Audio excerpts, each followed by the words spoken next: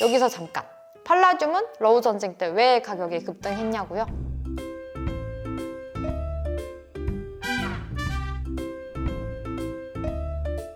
안녕하세요. 똑소리 나는 원자재 투자 옥지혜입니다. 혹시 팔라듐과 백금에 대해서 들어보신 적 있으실까요? 팔라듐과 백금은 금과 함께 3대 기금속으로 꼽히는 금속입니다. 팔라듐이랑 플래티늄에 대해서 생소하신 분도 있으실 것 같아서 설명드리자면, 팔라듐과 플래티넘은 자동차 배기가스 정화 촉매 주 원료로 쓰이는 기금속입니다. 그 중에서도 팔라듐은 주로 가솔린 차량의 촉매 장치에, 그다음에 플래티넘은 디젤 차량의 촉매에 주로 사용되고 있습니다. 두 백금족 금속은 이제 최근에 전기차 보급 확산과 그다음에 중국 경기 둔화로 배기가스 정화 수요가 많이 줄어들면서 큰 폭의 하락 압력을 받았는데요. 이제 다시 가격이 회복할 것이라는 전망이 우세한 상황입니다. 오늘은 그 주된 이유인 전기차 상황과 그것이 백금족 금속에 미치는 영향 자세히 한번 알아보겠습니다.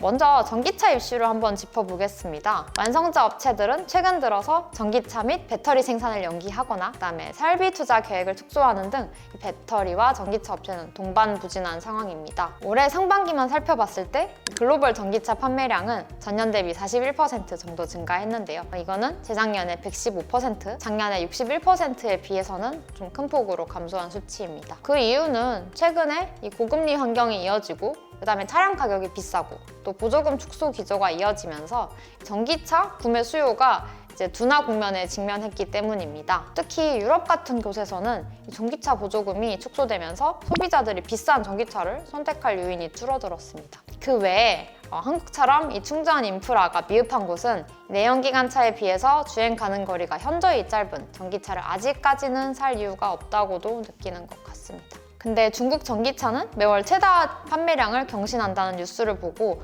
전기차 산업은 호황이 아닌가 하고 반문하실 수도 있을 것 같은데요. 판매 데이터를 자세히 살펴보면 하이브리드 차량 비중이 늘어난 것이기 때문에 실제로 배기가스 정화 장치를 필요로 하지 않는 순수 전기차 성장은 둔화된 것으로 보입니다. 그래서 종합을 하자면 2024년에도 전기차 성장 과정은 쉽지 않을 것으로 보이고요. 특히 유럽 시장은 경기 둔화와 또 보조금 축소 영향으로 아주 완만한 성장세를 보일 것으로 예상이 됩니다. 다만 미국 같은 경우는 아직까지 유럽에 비해서는 좀 초기 시장이기도 하고 그다음에 IRA 보조금 지급에 힘입어서 내년에는 좀 성장을 이어갈 수 있을 것으로 예상이 되고 있습니다.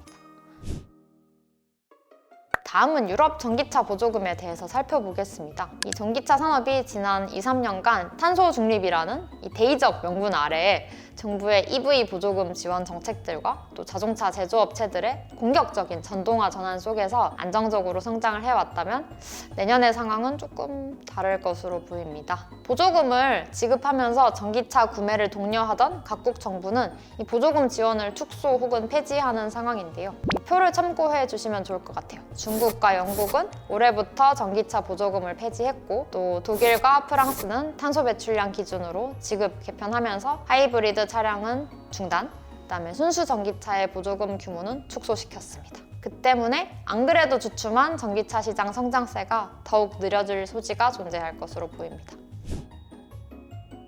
다음은 배터리에 대해서 살펴보겠습니다. 이 배터리 생산 용량이나 가동률을 보면 공급 과잉임을 알 수 있는데요. 이 배터리 생산 용량을 주도하는 국가는 중국이기에 중국 예를 한번 들어보자면 용량은 거의 매년 54%씩 증가하고 있습니다. 이 수요량에 비해서 생산량이 많아 수출 이후에는 공급 과잉을 해소하기 힘든 상황에 이미 도달한 것입니다. 또 양극재 공장 가동률은 실제 업황을 반영하는 동행 지표로 인식되는데요. 공급 과잉 우려가 시작되면서 21년에는 80%가 넘던 중국 양극재 공장 가동률은 23년에 50% 수준까지 낮아졌습니다. 중국에서 소외받고 있는 NCM 소재의 경우에는 심지어 가동률이 거의 46%까지 하락한 상태입니다. 그러면 전기차 산업이 본격적으로 도약하는 시점은 언제일까요? 올해 킬로와트 시당 배터리 셀 가격은 작년에 151달러 대비해서 하락한 138달러였는데요. 이 가격이 100달러까지 하락하는 시점에 전기차와 내연기관차 가격이 비슷해지고 그다음에 구매에 의향이 없는 현재의 소비자들도 관심을 가지게 될 것으로 전망합니다. 기술 개발에 따른 가격 하락 속도를 고려하면 그 시점은 빨라야 2026년일 것으로 예측이 되고요. 그 전까지는 수요에 비해서 공급이 많은 상황이 계속될 것으로 예상이 됩니다. 다만 IRA의 영향으로 미국에서는 점차 전기차가 늘어나서 2030년에는 전기차가 미국 신규 자동차의 거의 50%를 차지할 거라는 기대가 있고, 또 유럽연합이 2035년부터는 내연기관차 판매를 금지하고 있기 때문에 여전히 장기적으로는 전기차 시장의 성숙이 유효할 것이라고 보고 있습니다. 이러한 전기차 시장 둔화는 기본적으로 팔라듐과 백금 수요에는 긍정적인데요. 전기차 판매가 줄어들고 촉매 변환 장치를 사용하는 내연기관차 사용이 늘어날수록 백금족 금속 수요가 늘어나기 때문입니다. 이렇게 말씀드리면 백금족 금속으로 뭉뚱거리지 말고 개별로 설명해 달라는 분들이 있을 것 같습니다. 그래서 팔라듐 가격의 현황을 한번 살펴보겠습니다. 우선 팔라듐의 경우에는 2022년 러우 전쟁 이후에 팔라듐 가격이 급등하자 지난 1년간 자동차 제조업체들이 촉매제로 팔라듐 대신에 더 저렴한 백금을 선택하면서 초과 공급에 대한 우려로 23년 팔라듐 가격 하락이 가속화되었습니다. 여기서 잠깐! 팔라듐은 러우 전쟁 때 왜 가격이 급등했냐고요? 러시아는 팔라듐의 최대 생산국인데요. 전쟁 발발로 인해서 팔라듐 수급에 문제가 생겼기 때문입니다. 그리고 아까 맨 처음에 팔라듐은 가솔린에 쓰이고 또 백금은 디젤 엔진에 쓰이는데 가격이 하락한다고 해서 어떻게 디젤에 팔라듐을 쓸 수가 있냐는 의문이 있을 수 있는데요. 이 백금과 팔라듐은 특성이 유사해 상호 교환이 가능한 금속이기 때문에 그렇습니다. 서로 상호 대체가 가능하기 때문에 이 팔라듐 가격이 상승하면 백금 사용이 늘어나면서 팔라듐 가격은 하락하는 한편 일단 백금 가격은 상승하게 되고, 그 다음에 백금 가격이 상승하면 또 반대로 팔라듐 사용이 늘어나는 방식으로 이 두 백금족 금속의 가격은 서로 엎치락 뒤치락 한다고 생각하시면 되겠습니다. 그렇다면 앞으로 팔라듐 가격은 어떻게 될까요? 앞서 언급드렸듯이 이 중국 시장에서는 내연기관차에 비해 전기차 판매가 두드러지는 것처럼 보이지만 실제로는 순수 전기차보다 하이브리드 차량 판매 증가가 많았습니다. 이 하이브리드 차량 특성상 일반 내연기관차처럼 유해가스를 배출하기에 촉매제를 탑재하지 않을 수 없습니다. 따라서 이 하이브리드 차량 판매가 늘어도 백금족 금속 수요에는 문제가 없다고 생각하시면 되겠습니다. 심지어 하이브리드 차량이 내연기관차보다 백금족 금속을 10에서 15% 정도 더 많이 탑재해야 한다고 주장하는 기관도 있을 정도입니다. 또한 중국이나 유럽 등 여러 국가에서 내연기관차의 배출가스 기준이 점점 엄격해지면서 내연기관차에 더 많은 백금족 금속이 필요해질 여지 역시 남아 있습니다.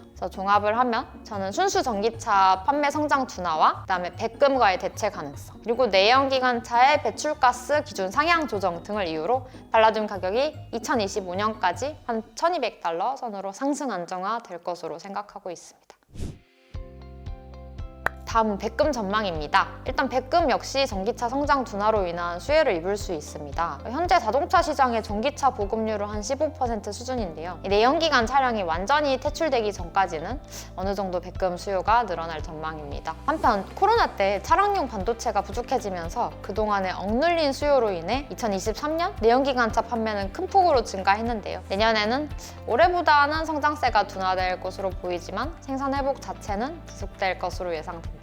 다만 내년 백금의 경우에는 남아공의 전력 문제로 인해서 강산 공급이 심각했던 올해와는 달리 공급 문제는 다소 완화될 것으로 보입니다. 올해는 세계 1위 백금 생산국인 남아공에서 하루 10시간씩 전기가 끊어지면서 광산 공급 절벽이 이어진 바 있습니다. 그렇지만 가처분 소득 수준이 위축되어서 소비자들이 새로운 차량 구매를 연기하고 기존 차량을 더 오랫동안 운행하고 있어서 24년 백금 재활용 공급량은 낮을 것으로 예상이 됩니다. 그렇기 때문에 앞서 말한 1차 공급의 증가를 2차 공급의 감소가 어느 정도 상쇄할 것이라고 생각하고 있습니다. 이러한 이유로 저는 900달러 초반인 이 백금 가격이 2025년에는 팔라듐과 비슷하게 1200달러 선까지 올라설 것으로 예상하고 있습니다. 지금까지 전기차 성장세를 기반으로 내년 백금과 팔라듐 전망을 알아봤습니다.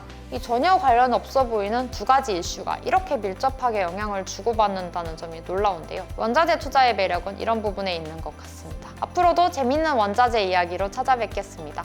감사합니다.